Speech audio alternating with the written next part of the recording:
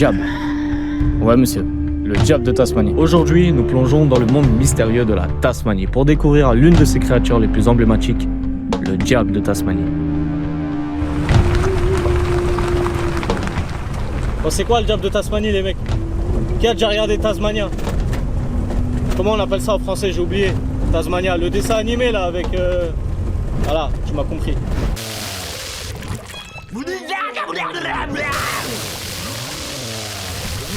Mais dans la vraie vie, c'est plus ça.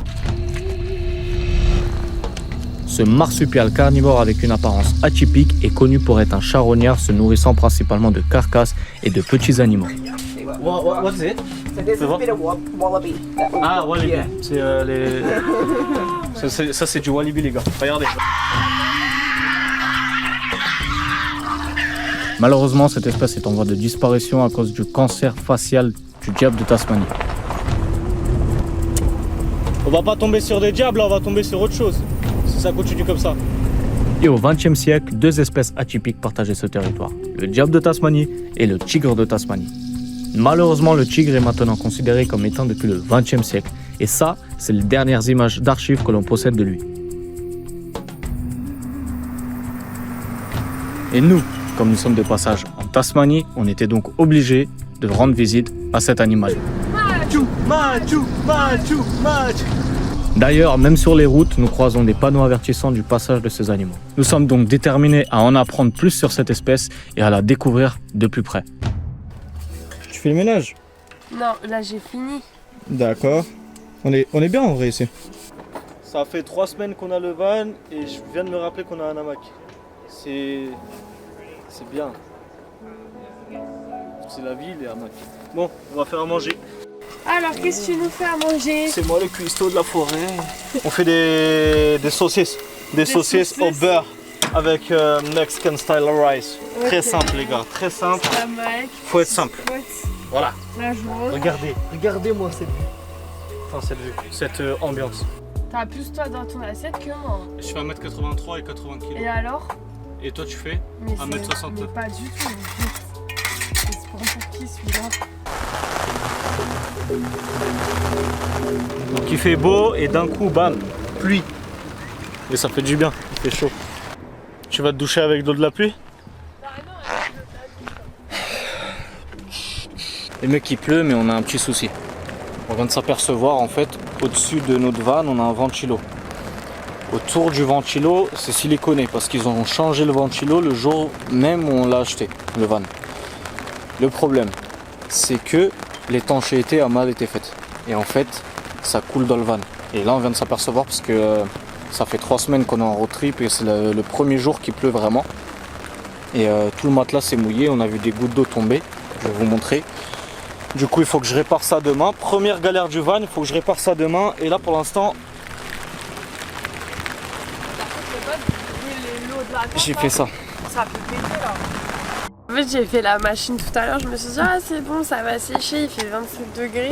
Erreur. On a Erreur de étendu débutant. le linge. Et Voilà. Ça, c'est la douche. Ça, c'est une douche quand tu sors de la plage. Système. Voilà. Je l'ai accroché très haut, à 2,20 m, comme ça, je peux me doucher. Ça t'inquiète toi un peu le ventilo là? Bah... Le ventilo est toujours abrité. J'espère qu'on va pas l'allumer tant qu'il pleut. J'espère qu'il va fonctionner demain. Ça fait très chaud parce que s'il fonctionne plus, bah là, nous on est morts nous. Gaz il s'arrête pas de pleuvoir du coup avec les seaux qu'on a on récupère l'eau de la pluie pour faire la vaisselle et du coup là on a rempli le bidon à peu près jusqu'à là ici et du coup on a fait toute notre vaisselle avec l'eau de la pluie, c'est génial. On est pour l'écologie nous, on est pour l'écologie. Ouais. Et vas-y mets-le dans le bidon là.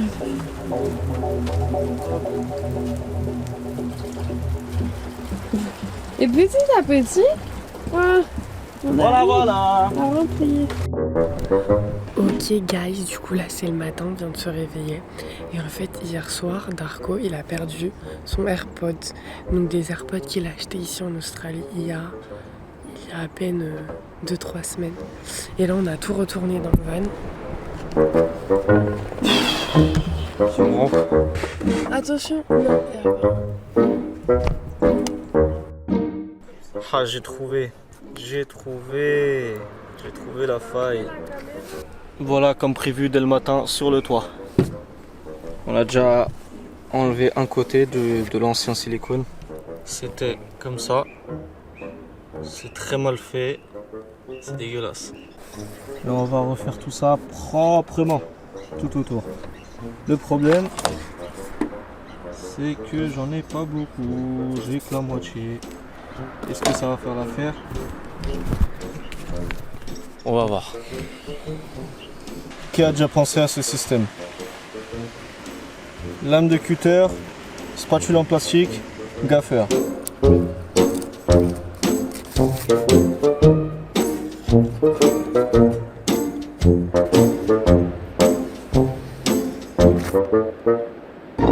Il était où? Bah en fait Darko ne sait comme d'habitude pas chercher. Ouais, c'est ça. Non, j'ai regardé 3 fois dans ce panier. Comme d'habitude il sait pas chercher. J'ai juste fait ça et en fait il était entre mes crèmes en fait, ici. Ouais, voilà. Donc moi j'étais assis là hier, bam, je me suis levé. Le panier là il était en dessous, donc je sais pas comment ça se fait que l'écouteur est tombé. Il était entrouvert. L'écouteur est tombé là. Donc, incroyable. Et voilà. Donc en fait il m'a fait défaire tous mes paniers, il m'a fait faire le bordel ça fait une partout et il était là. Non, ça fait au moins 2 heures qu'on cherche. Mais bon, on l'a trouvé. Enfin, t'as trouvé? Oui, j'ai trouvé. Check. Il me saoule. Avant de poser le pied sur le sol de la Tasmanie, nous espérions rencontrer facilement les diables dans leur habitat naturel. Après de nombreuses recherches, nous avons vite réalisé que cette tâche s'avérait difficile et vous allez comprendre pourquoi.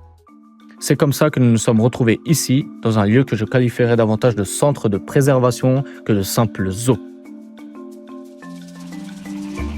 Voilà Rebecca Devonport, c'est une zoologiste qui a accepté de nous accorder du temps et de nous en dire plus sur le diable de Tasmanie. Salut, je m'appelle Rebecca et je travaille ici au zoo. Et comme vous pouvez le constater, je fais un excellent travail avec tous nos animaux locaux. Et comme on n'y connaît rien, on commence par qu'est-ce que le diable de Tasmanie? Alors, les diables de Tasmanie sont donc des marsupiaux. Et ces animaux sont un peu spéciaux parce qu'ils sont carnivores et marsupiaux à la fois. Il n'existe que quelques espèces dans ce genre. Cela inclut le diable de Tasmanie, mais aussi les koalas et le tigre de Tasmanie, qui avec un peu de chance barrode quelque part dans la forêt, mais qui n'a certainement pas été vu d'aussitôt. En quoi ils sont importants dans l'écosystème? Notre diable de Tasmanie joue donc un rôle important dans l'écologie car c'est un prédateur du sommet de la chaîne et c'est aussi un grand charognard. Alors ils vont donc à l'extérieur en Tasmanie et nettoient tous les animaux morts dans la forêt. C'est donc un rôle important. Et là, petit à petit, on va commencer à comprendre pourquoi on n'a pas croisé de diable de Tasmanie en pleine nature. Récemment, nous avons eu quelques événements affectant vraiment nos diablotins. Ce qui inclut la maladie de la tumeur faciale qui a fait chuter leur nombre. Ils sont passés de 120 000 à 20 000 individus. Nous voulons donc nous assurer que nos diables survivront à l'avenir. Les scientifiques sont importants pour nous. Il y a plusieurs choses différentes qu'ils font en Tasmanie pour essayer de les aider, comme la création de la fondation Save the Divide. Celle-ci existe depuis un certain temps. L'idée principale est d'élever les diables en captivité, de les garder à l'abri de cette maladie afin qu'ils ne puissent pas l'attraper. Là aussi, on commence à comprendre que ce n'est pas juste un zoo lambda. Ils sont là avec leur fondation Save the Divide à combattre et à essayer de sauver les diables de Tasmanie de cette maladie.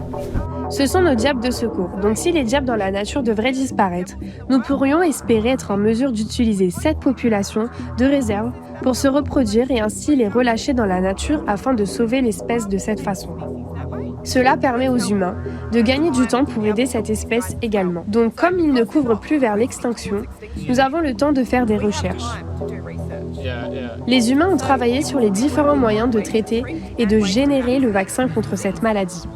Nous n'avons pas eu beaucoup de chance avec ces choses jusqu'à récemment. Mais quelque chose qui nous a étrangement aidés, ou plutôt qui a aidé le diable aussi, bizarre que cela puisse paraître, c'est en fait le Covid. Le Covid a été assez difficile pour nous, mais il s'avère qu'il a été plutôt bon pour les diables. La raison en est que certaines des choses qu'ils ont dû surmonter pour trouver un vaccin contre le Covid sont exactement les mêmes que celles qu'ils avaient eu à faire pour pouvoir fabriquer un vaccin contre la tumeur du visage du diable. Ils en sont donc à l'étape où ils ont vacciné leur premier groupe de diables d'essai dans un endroit où il fait bon vivre. et il pourrait y avoir concrètement un vaccin pour toute la population dans les années à suivre. Donc il y a encore beaucoup de recherches en cours sur ce sujet. Et après ça, on est allé voir les jeunes diablotins. So these are our youngest boys that we have here. This is young boys?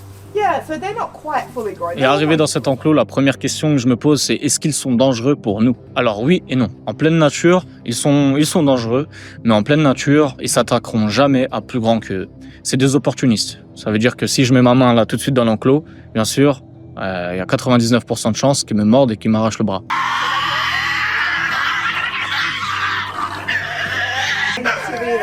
Instead of biting, they shake it. Sauf qu'en pleine nature, ils s'attaquent à des animaux morts et à des animaux plus petits qu'eux ou des animaux vraiment mal en point. Et d'ailleurs, pour l'expérience, pour voir leur réaction, on leur a donné de la peau de wallaby. Et pour ceux qui connaissent pas le wallaby, c'est comme le kangourou, mais plus petit. What's it? So there's a bit of wallaby. Ah, wallaby. Yeah. C'est les... ça, c'est du wallaby, les gars. Regardez. Là, ils partagent pas, là. Là, c'est de la viande. La viande, les diables de Tasmanie ne partagent pas. C'est ce qu'ils disaient là-dedans. Ça. Yeah, that could be accident, you know. Si je mets ma main dedans, là, fini la petite main. C'est incroyable. Regardez comment ils sont. Regarde.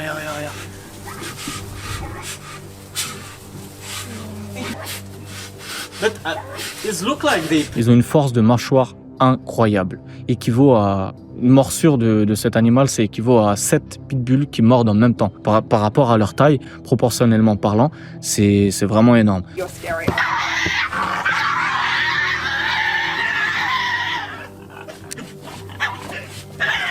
So eventually the other brother gets Dans cette aventure incroyable et dans cette découverte incroyable, nous avons réalisé à quel point finalement ces animaux sont pas si dangereux que ça et à quel point ils sont importants pour l'écosystème.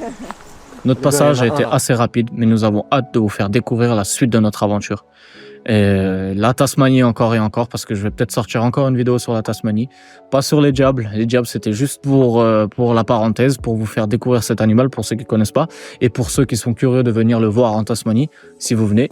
C'était une courte vidéo, mais on se revoit très bientôt pour une autre vidéo. Et hâte de vous faire découvrir la Tasmanie et tout ce qui va avec.